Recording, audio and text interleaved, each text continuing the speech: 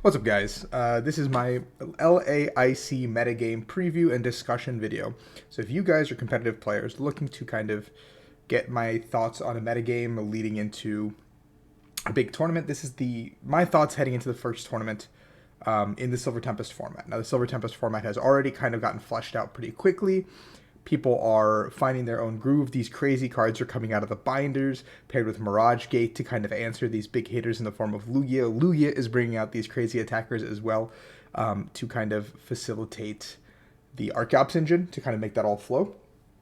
And so what I wanted to talk about today is, well, where do I think the metagame's going to go? Now, if you're going to Toronto or Arlington, this is also very useful for you because Toronto is next week. Or, well, I guess... yeah, it's like a week after LAIC, and LAIC is in a couple days, like 4 days, actually, 4 or 5 days, actually, the tournament starts, which is crazy to me. I'm heading to Brazil on Tuesday, so I'll be leaving tomorrow night to get to my airport, do my whole journey. It'll be a crazy journey. Check out the vlog when that's out, so you guys can see kind of what trials and tribulations I go through to travel to an international tournament, the first of 4 this season. But here's the metagame breakdown. I think Lugia is a hot new kid on the block, and it is a deck that everybody is very wary of. It's very strong. It's very clearly very dominant. When it sets up, it's incredibly powerful, and it has all these answers with these single prizers, these tech attackers, this Path version, this Radiant Zard version. Like, all these cards are coming out of the woodwork. Raikou in the own deck to deal with Mirror, Zekrom to deal with Paralysis, Stoutland to deal with Lost Zone. Like, the deck has all the answers you need. I think you have to either go into LAIC with a game plan into Lugia, because that is not a deck you can accept a loss into if you are trying to win the tournament. I think that enough good players will understand that Lugia is a very strong deck and bring it. And then there's going to be the other half of good players that think that they have a answer into Lugia and bring their deck. I think Lugia is on par with like where Mew VMAX was for the first half of this year. And I think that will continue. Secondarily, I think Mew is very strong still. Don't discount the DTE build just because the Fusion build has been getting some popular pickup. I think the Fusion version is not as good as the DT version still. I understand the merits for it, but I personally would not play it. If I was heading to a regional coming up, I would personally still play the DTE version. Just add the 4 Seal Stones to give yourself that little bit of an oomph, and then you kind of move forward with how you want to play it. Like, I know the current build has become like heavy Path Vacuum with heavy Marnie. An interesting idea. I don't hate it. But I think you still have to have the fundamental version of Mew where you're going 2 prize, 2 prize, 2 prize, end the game. Like 2, 2, 2. Like, that has to be your fundamental game plan in almost every deck. I think Drapions will fall lower because decks are going to be trying to deal with Lugia. So I think the odds of you walking into a room and hitting like more than 2 or 3 Drapion in a day is much lower than what it was in Peoria or Salt Lake. In this Lost Origin format where every deck played Drapion, even if it didn't need it. Like, I saw some Palkielists playing a Drapion just because they could, even though the Mew matchup was completely fine already. So yeah, I mean, that is my analysis on Mew. The 3 decks I mentioned, the first 3 decks I mentioned, are the 3 decks that are probably still on the table for me. Given there is still 5 days for me to go, a lot of things can change, so don't come at me if I play something crazy off the wall, whatever.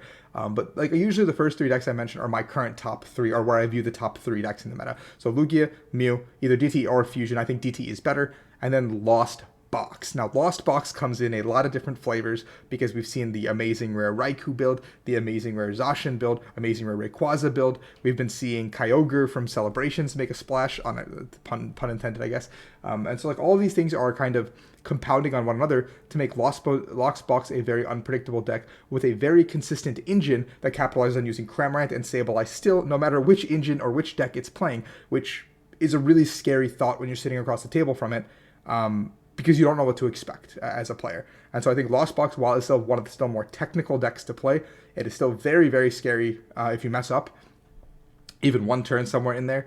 But we've seen successful players like Pedro Eugenio Torres and Tor Reklev both win regionals with Lost Box, and other top players pick it up and take it to high placements. And I think that Lost Box is still a very, very strong deck in the hands of the right player. And if you are confident in your metagame read, like if you bring like amazing Rayquaza, let's say, and then all of a sudden your Rayquaza like deck doesn't work out very well, or the Rayquaza like tech doesn't work out, or you don't play into it, or like you bring the Kyogre from Celebrations, and then that comes in and you don't use that very well. Like, I don't know I don't know how to kind of like maneuver through those situations if you're not like gearing to play for those situations. So you have to learn, like if you're going to play Lost Box, like dedicate time to Lost Box. But I think those are the top three right now in the metagame. I think in a solid fourth spot comes Regigigas. I think Regigigas has a very good matchup spread, especially with a good matchup into Lugia. On paper, like Reggie gets like Serena as well, which now acts as a dual threat card in your deck, and so now you are kind of given this sword of having Gust, where you didn't really have the space to play Gust earlier because it was a clunky card, but now it's a supporter to draw cards as well. So now you've got a 2-for-1, and this Regigigas deck is very powerful still. Number 5, I have Giratina. I think Giratina is still very strong in terms of what to expect. I think it is still the same old deck. Yes, it has a lot of trouble dealing with Lugia, but it deals with the other 3 decks in the top 5 very efficiently, and I think that can carry a lot of weight. I think, unfortunately for Kyurem and Palkia Kyurem, they have both fallen much, much lower on the tier list due to just the Lugia being the bigger threat and decks naturally playing lightning-type counters to deal with those, and both of those take collateral to that, even though you will say Kyurem is a steel-weak Pokemon, metal-weak Pokemon, but the lightning type attackers will still ravage your board. Now you have to play these weird cards to kind of deal with like the spread damage. The Reggie is getting more popular. Mew playing fusion again. Like Mew not being fusion version was really good for Kyurem for the longest time, and now it's not good if you're going to lose a 2-prizer immediately. So those are my top 5. I would expect a little bit of Duraludon at this IC. I think Duraludon will be the deck that I need to prepare for a little bit because it is one of those cards that is always talked about and it has a really good on paper answer to a lot of decks in the metagame, and so I want to be able to have a game plan into that. And I think Palkia, even though it is quote-unquote dead, I don't think it's actually completely dead, and I need to have a game plan into that. So if I'm heading to the first IC, those are the things I want to be preparing for.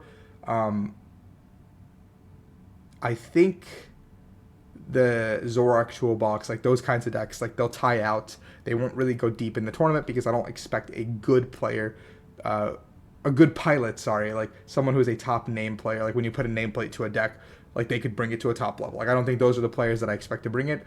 And the only thing that differentiates a name-plated player and a normal player is just like these guys have gone through the trials and tribulations of making very little mistakes through a tournament to achieve that finish that they get. I think the only difference between the top players and the not top players is just how many mistakes you make in a tournament. And I think over the course of a long day, nobody plays perfect, and you got to get a little bit lucky to get as deep as you do.